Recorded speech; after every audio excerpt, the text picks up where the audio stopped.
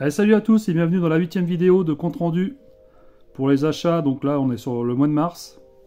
Donc on va commencer avec un petit jeu Switch, donc une version semi-collector. J'appelle pas ça vraiment un collector.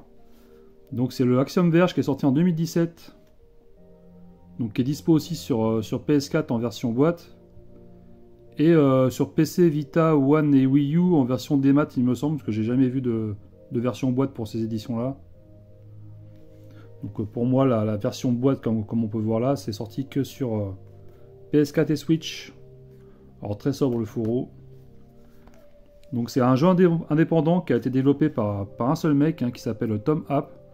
Donc qui a tout fait niveau réalisation en passant par la musique jusqu'à l'édition. Et donc là on est sur un jeu d'action aventure plateforme qui nous rappellera Metroid en mode rétro. Et il aura aussi une suite en 2021. Donc là l'édition entre guillemets collector, je crois que c'est un éditeur tiers qui l'avait sorti dans ce format là. Donc qu'est-ce qu'elle contient? Donc déjà le jeu bien sûr, avec un petit arrière-plan vraiment sympathique en mode rétro. Donc c'est un jeu qui avait fait quand même sensation à sa sortie. On a un poster qui est sympa. Et ce qui est encore plus sympa, c'est qu'il y a la carte des mondes au dos. Donc ça c'est vraiment cool. Ensuite on a un petit artbook. Alors vraiment minime, mais bon ça fait le taf. Donc moi j'ai eu l'occasion sur Marketplace à un super prix. Et, par contre je sais pas combien il était sorti dans cette édition là niveau tarif. Donc là on a les niveaux qui sont représentés avec les ennemis. C'est vraiment bien foutu. Donc chapeau à monsieur Tom App là, qui a fait le jeu. Donc on lui souhaite plein de réussite pour les prochains. Il avait fait un super boulot. Ensuite on a la soundtrack en format CD, donc c'est toujours intéressant. Ça c'est de moins en moins. Donc là le gars il avait même pas ouvert, c'est encore sous blister. Et on a aussi le making of du jeu qui lui est en Blu-ray disc carrément, même pas en DVD, en Blu-ray disc. Donc c'est toujours sympa. Bon, je sais pas si je le regarderai un jour, mais une belle petite édition qui est assez sympathique.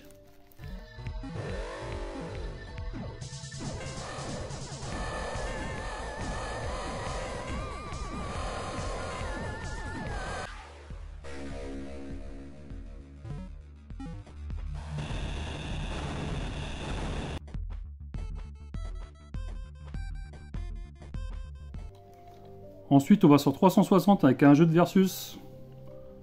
Donc comme dans chaque compte rendu que je fais, il y a toujours un jeu de bagarre. La bagarre! Donc c'est le King of Fighters 12 sur 360 qui est sorti en 2009.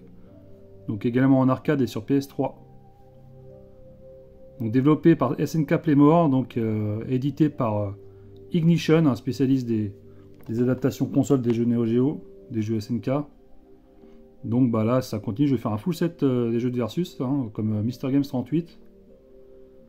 Donc là un jeu en versus 2D avec un système d'équipe de 3 contre 3. Alors il n'y a pas de mode histoire, donc ni de boss de fin. Et il y a 22 persos, il n'y a pas d'équipe prédéfinie par rapport à leurs séries respectives.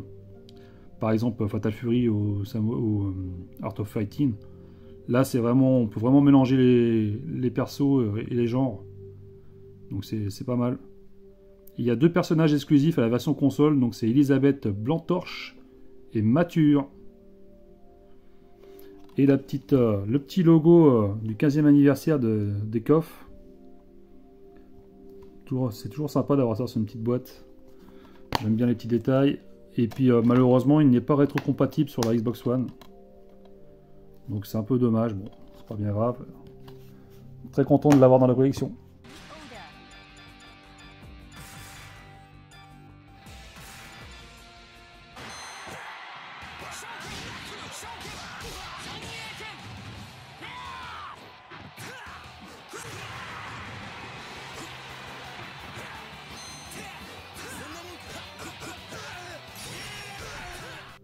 On continue sur 360 avec le Tom Clancy Rainbow Six Vegas 2, donc sorti en 2008 également sur PS3, PSP et PC. Donc ça a été développé par Ubisoft Montréal, donc édité par Ubisoft. Donc bah, un FPS tactique hein, qui fait suite au premier opus, hein, au premier Vegas que j'ai pas joué encore. Donc moi les Rainbow Six ça s'est arrêté au tout premier qui était sorti sur PC et sur PS1. Et aussi sur le Rogue Spear que j'avais vraiment bien aimé. Donc la série des Vegas, hein, c'est une série qui s'est super bien vendue dans le monde. Hein. Pour le deuxième opus, ils avaient vendu déjà 2 millions d'exemplaires en 2 semaines sur console. Donc c'était un jackpot pour Ubisoft. Donc le petit macaron Tom Clancy's 10 ans de jeux vidéo. Et ouais, ça sera une série à faire. Maintenant, il faut que je trouve le premier. Je pensais l'avoir et du coup, je l'ai pas. En fin de compte, je l'ai sur PSP le premier. Donc je pense que c'est quand même différent. Donc je me essaie de me choper le premier sur 360. Et c'est vrai qu'il commence à plus être trop commun. Pour en avoir parlé avec France, on le voit de moins en moins le premier par rapport aux deux qu'on voit beaucoup.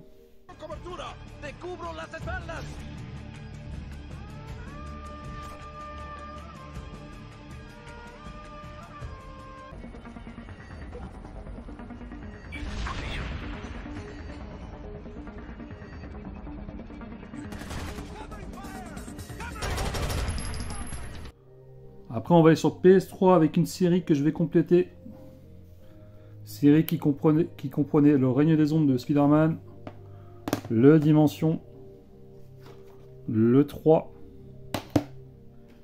Et j'inclus aussi le Amazing Spider-Man 1 et 2. Et je complète la série des Spider-Man donc avec celui-ci, le Spider-Man aux frontières du temps. Donc qui est sorti en 2011, qui est disponible sur la Wii 360, DS et 3DS. Donc ça a été développé par Binox Studio, donc des Québécois dont le studio a été fondé en 2000 et qui est devenu une filiale d'Activision en 2005. Donc ils nous avaient fait le Quantum of Solace 007 sur la Wii et sur PC, le Skylander Trap Team notamment, et puis le Crash Team Racing Nitro Fold. Donc bah là, comme tous les Spider-Man, c'est édité par Activision. Donc là, c'est un jeu d'action avec un scénario un peu différent. On assiste à la mort de Peter Parker et le Spider-Man du futur hein, en mode multiverse.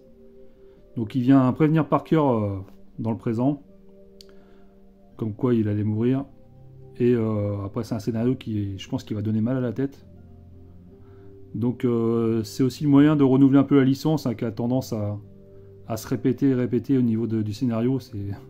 Il y a beaucoup de jeux Spider-Man, mais c'est souvent le même truc, quoi. Donc là, ça peut être sympa à faire. Hein. Donc ils ont toujours leur petite cote, les Spider-Man. Donc celui-là, j'ai trouvé au cash, je suis bien content. Comme ça, ça me permet de finir ma série. Parce que tous les jeux à licence, comme ça, c'est compliqué à les choper à bon prix. Hein. Il y a toujours une petite cote, hein, comme les Harry Potter, par exemple. Donc c'est bien cool d'avoir ça dans la collection et d'avoir fini enfin les Spider-Man.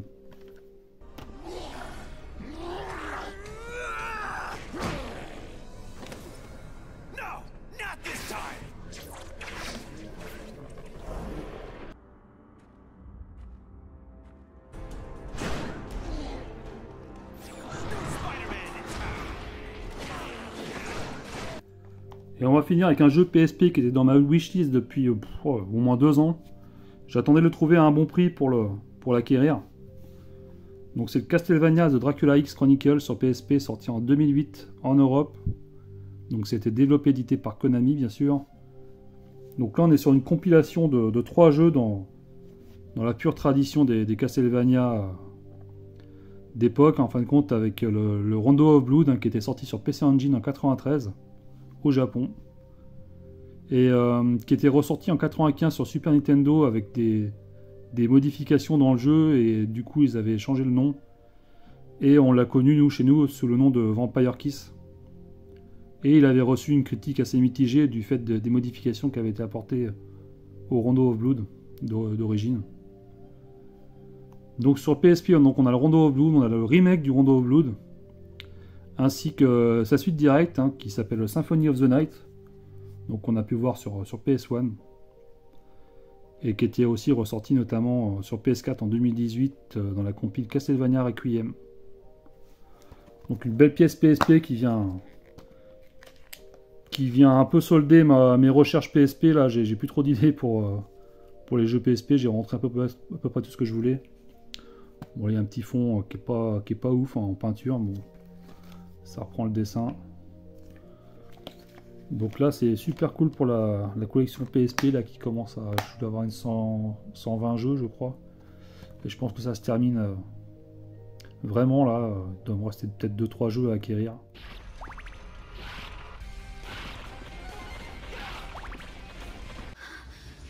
Hold a moment, Shaft. Of course, Master.